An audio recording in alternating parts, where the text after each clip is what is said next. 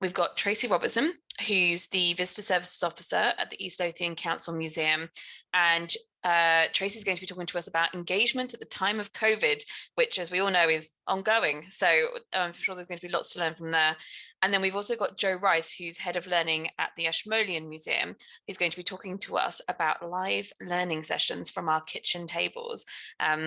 Which I can't wait to hear a little bit more about. I know a little bit about the Ashmolean programme, but I'm looking forward to seeing this one. So what we're going to do is we're going to have about 20 minutes or so from each speaker. And what I will ask everyone to do is to put some questions in the chat as we go. I'll keep an eye on those, and then we'll use those at the end of the Q&A. But of course, if you have questions you'd like to ask at the end, you always can.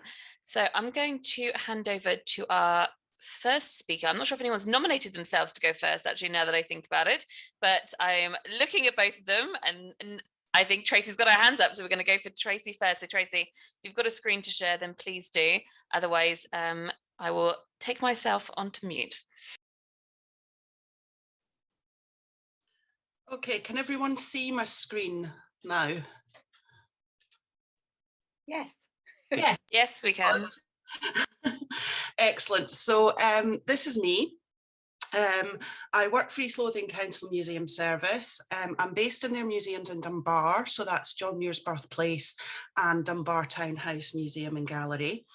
And you've got my contact details there. I'm kind of ignoring Shan's comments earlier about not talking about COVID and lockdowns, because that really was the turning point for us in terms of looking at our digital learning and what we can do. There was lots of things we had kind of talked about before, but COVID and lockdown were really the catalyst that made us knuckle down and get on with it, basically. Also, our starting point was a fairly low bar. When Nathan was talking earlier about the best place to start, we were kind of on the starting blocks and not a lot further in terms of digital learning. So yes, we have Facebook and Twitter and Instagram. We have a website for John Muir's Birthplace, but because of the vagaries of how it's run and being part of a local authority, we don't have one for Dunbar Townhouse apart from on the main council website. So this is John Muir's Birthplace, nice and sunny in the middle of Dunbar High Street. My story is like so many others in the sector over the last 18 months. And I hope by sharing some of the pitfalls and some of the highs that we've had, we can provide a little bit of inspiration for others when we think about doing things differently. Now, my job is all about looking people in the eye, being friendly and trying to find an instant connection with visitors so that they see me as somebody they can trust. I'm essentially a front of house person. I've spent 25 years doing this and I feel comfortable doing this. So March 2020, our physical visitors disappeared overnight. And my instant problem was that I have a team of highly trained and talented visitor services staff. Don't tell them I said that, they'll never get their heads back through the door. And no visitors. Furlough wasn't offered within our local authority, so I had to find a way of keeping them gainfully employed while keeping our now virtual visitors engaged with the museums. During the first lockdown, we quickly pulled resources. We started publishing daily activities for children to support home learning. I worked with one museum assistant on these, and between us we came up with what is now the Home 100 section of our website. Basically it's one activity a day for 100 days. And we felt very smug and pleased with ourselves once we had done this. I then worked with some artists who were supposed to be holding temporary exhibitions during that period, getting images and blurb from them, doing regular online posts, and created a new online exhibitions section of the John Muir's Birthplace website, where we now also list some of our past exhibitions, and we've got some of them online. So that was more smug faces at that point. Now, two of my museum assistants are extremely knowledgeable about Dunbar history, and in particular John Muir's history. So I harnessed that knowledge and we published a series of blogs, one on the history of the actual house, the Muir houses in Dunbar through time, which is now one of the online exhibitions on our website. And the other one was about the provosts of Dunbar. In our council chamber, we have a series of photographs of all the provosts. So basically, it was a blog series which told all their stories. And that's now on the John Gray Centre website. So we've kind of reached smug level maximum in terms of the first lockdown. We've emerged from that first lockdown with new knowledge, new online resources, and staff who felt both useful and engaged, because we recognise skills they didn't always get the chance to utilise in more normal times. So everything was good. We reopened our sites in August 2020 and worked from then through to Christmas, welcoming visitors within all the COVID guidelines. And then January 2021, we're faced with closing our doors again. The issue this time was that we already had 100 activities on our website. That ship had kind of sailed. We had 2 blog series turned into online exhibitions, another new area on our website, so there wasn't any low-hanging fruit there for us to pick from. So we thought about our audiences. We had catered for families, we had catered for exhibition visitors. Another large proportion of our visitors, around 10 to 15% annually, are schools, and we know they're looking for resources. Now, we have a well-rehearsed programme for school visits to John Muir's birthplace. We welcome there every primary 5 class in East Lothian as part of their citizenship studies, and as well as many from further afield who are undertaking John Muir Award. We have a John Muir project that teachers can sign up to, which involved a visit to the museum, as well as time with drama teachers and dance teachers exploring John Muir's story, and time with local countryside rangers learning how to look after wild places next to them. How can we keep this going through the time of COVID? Virtual school visits seem to be the answer, but how can we ensure every class who virtually visits us has the same high quality experience as those who actually visit us? Now, we had ignored this question for a while before COVID because one of the identified threats is transport funding. Our arts service currently has a budget to provide buses to schools to bring classes to us. And even before COVID, we've been trying to find solutions to what can we do should this funding disappear. Over several brainstorming sessions, we broke John Muir's story down into 15 themes. We looked at everything from his boyhood in Dunbar, his family in California, his travels to Alaska, his time on the Wisconsin farm, his return to Scotland, his final journey to the Amazon, his writings, his campaigns, his death and legacy, how Scotland remembers him, among many others. I'm sure I've forgotten some. And we decided the best way to present this information to schools was through a series of short films. Now, I say we decided this, we had absolutely no experience of making short films. The proposal was that we could host these films on our YouTube channel, being cognizant now of the YouTube versus Vimeo chat that we had before lunch. We decided on YouTube basically because the museum service had a YouTube channel that we could use. That was the only reason. I hadn't used it up to this point. And the idea was to give classes access to watch the films in small groups or all together, and then follow this up with a Google Classroom question and answer session with our member of staff on site. It sounded really easy until people started asking questions about how it would all work technically. After a bit of research, I decided the easiest video editing software for amateurs was iMovie, not something we've got access to on local authority computers. We put together a funding bid to Museums Galleries Scotland for their Museum Development Fund, which we were fortunate enough to receive £2,500 to purchase a MacBook, a video camera, and a small fund for image purchasing. While the funding application went through, we started writing scripts for our films. Now, between myself and my 4 permanent members of staff, we split the topics based on how many hours we work each week. Towards the end of 2020, one of my long-standing members of staff retired. And I had employed a new museum assistant who was still getting up to speed in terms of their knowledge about John Muir. So those less confident got first pick of the topics, and those of us who'd been around for a while took what was left. We started writing scripts. We had a weekly Zoom meeting where we shared what we had done and gave feedback to one another and how we thought the scripts were coming along.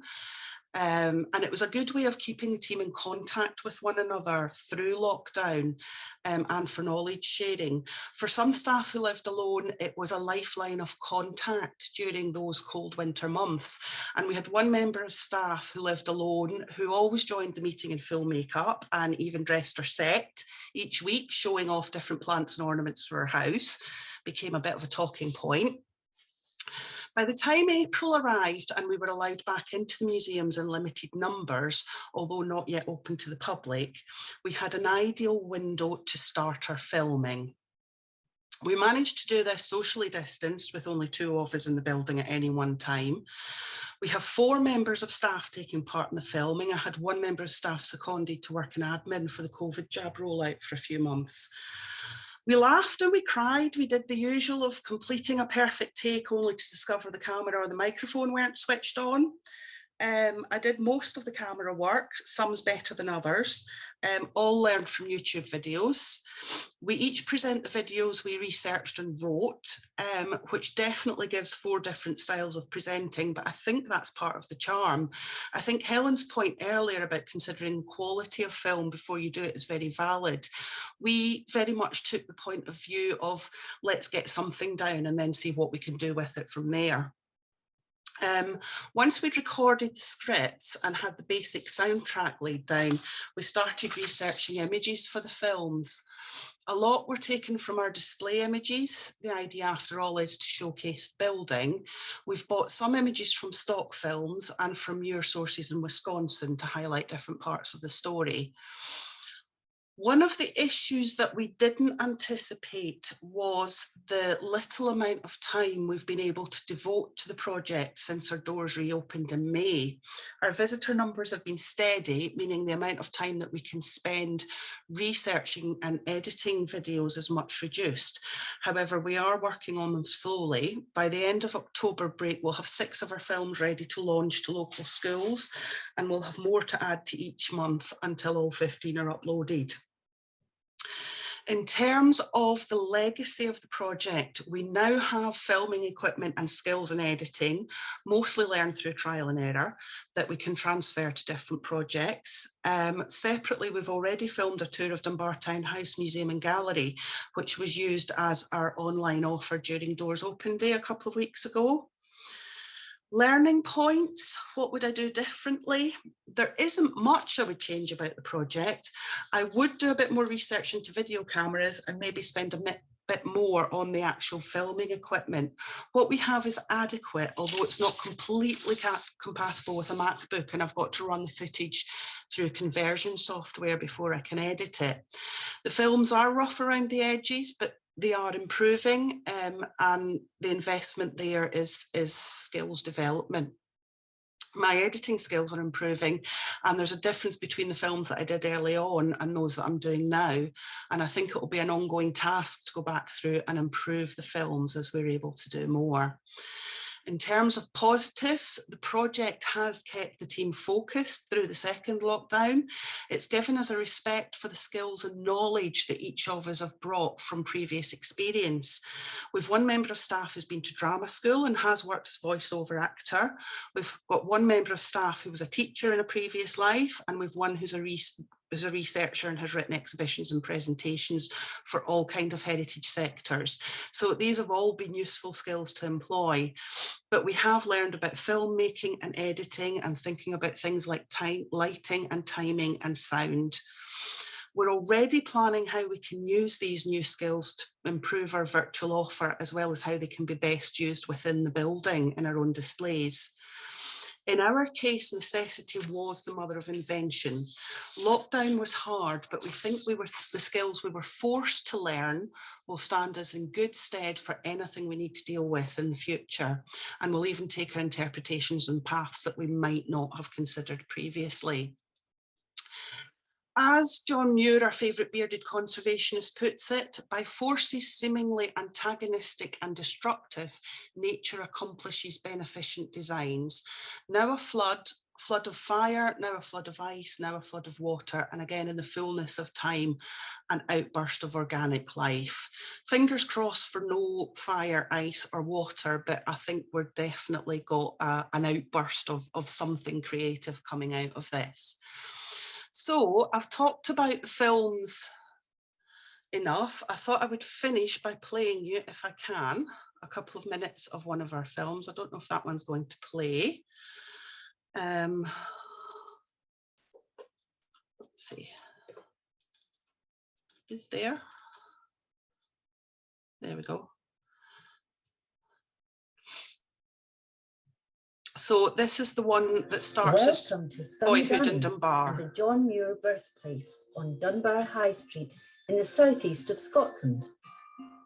Soon after entering the museum, we are met with photographs of the faces of people that we will now learn more about. This is John Muir's father, Daniel Muir, who came to live in Dunbar in the 1820s. Daniel inherited a grain business at 128 High Street from his first wife, Helen Kennedy, on her death. This is now John Muir's Birthplace Museum. Daniel married his second wife, Anne Gilroy, the daughter of a highly respected businessman, David Gilroy, a butcher, town councillor and church elder, and his wife, Margaret Gilroy. Anne and Daniel Muir went on to have 8 children in total. Margaret Muir was the firstborn in 1834. Next came Sarah Muir in 1836. John Muir was born in 1838. John was especially close to Grandpa Gilroy. They were regularly seen out together around the town and out in the surrounding countryside. John developed his love of wild places in these formative years with his grandfather. David was a patient and loving teacher to his grandson, whereas John's own father Daniel was strict and harsh. David Gilroy Muir, born in 1840, was the 4th and last of the Muir babies to be born in what is now the John Muir's Birthplace Museum, in a ground floor room behind where Daniel Muir's grain shop would have been. The second fireplace on the left, as we enter the exhibition space, is in its original position. This is where John's mother Anne would have cooked all the family meals. I'll stop that there because we could be there for a while. So that's everything. Any questions then I'm happy to answer.